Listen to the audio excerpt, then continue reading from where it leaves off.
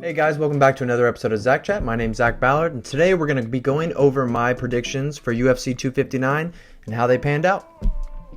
UFC 259 started off with a number one contender fight for the light heavyweight division. You had Alexander Rakic facing off against Thiago Santos. Santos had previously fought for the world title and lost to John Jones.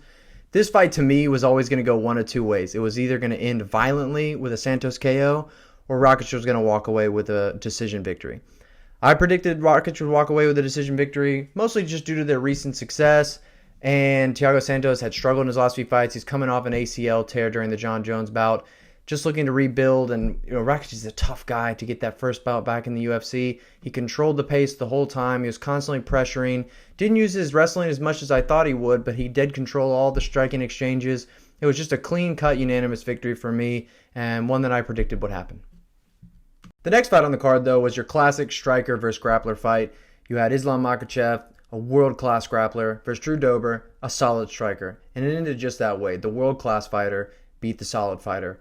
Islam Makhachev dominated the entire fight. I predicted that it would end in a decision for Makhachev, but he was completely dominant. I mean, Dober was on his back minutes into all three rounds.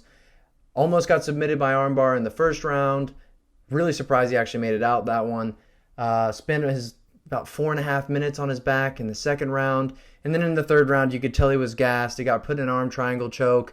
And though to me it looked like he could have lasted a little longer, I was hoping he would, so I'll get my prediction right. He ended up tapping, and Makhachev got the win.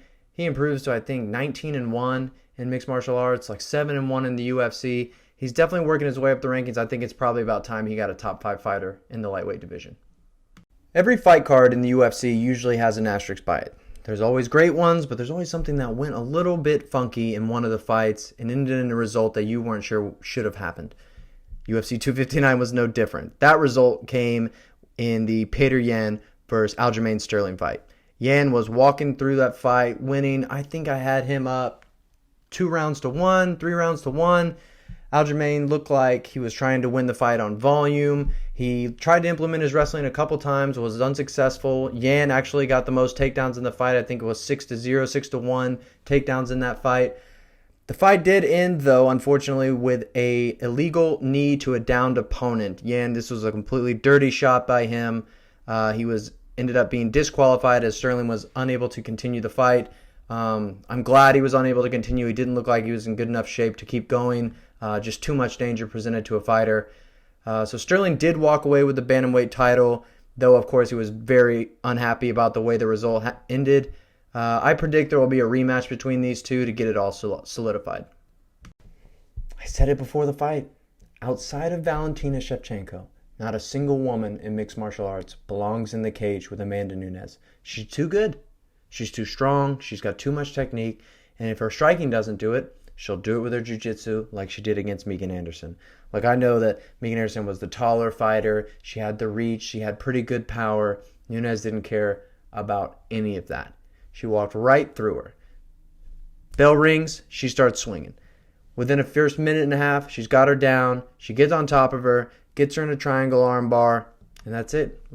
If she wouldn't have tapped, she would have broke her arm. Nunes is the greatest women's mixed martial artist of all time. There is no debate. UFC 259 had 3 title fights. One was a dominating performance. One was a controversial ending. And the third was just a great overall fight. Israel Adesanya versus Jan Blachowicz for the light heavyweight title of the world. Adesanya looking to become a double weight champ. Only 4 people had done that previously in the UFC. He was looking to be the 5th. Blachowicz was looking to make his first title defense. Early on in the fight, I had Izzy winning 2 out of the first 3 rounds. He just looked to be putting out the most volume with his striking, getting the better of most of the exchanges. Blachowicz seemed a little gun-shy, was reacting really heavily to a lot of the feints that Izzy was giving out there. I'm not sure exactly why. He seemed to be really worried about the striking and about potentially being knocked out. Usually you don't see that from the heavier guy in a fight. But heading into the 4th round, I had Izzy up on the scorecards. But the 4th and 5th rounds, Jan, like the seasoned veteran he is, went to his wrestling, and as the bigger guy, probably outweighing Izzy by about 20, 25 pounds in there, just got him down on the ground, did enough work on the ground so the ref didn't stand the fight back up. You didn't see any, destructive ground and pound that you would see from someone like John Jones or Khabib Nurmagomedov. You just saw a guy keeping a fighter down that's a better striker than he is so that he can win a title fight. And that's what seasoned vets do, and that's what John did.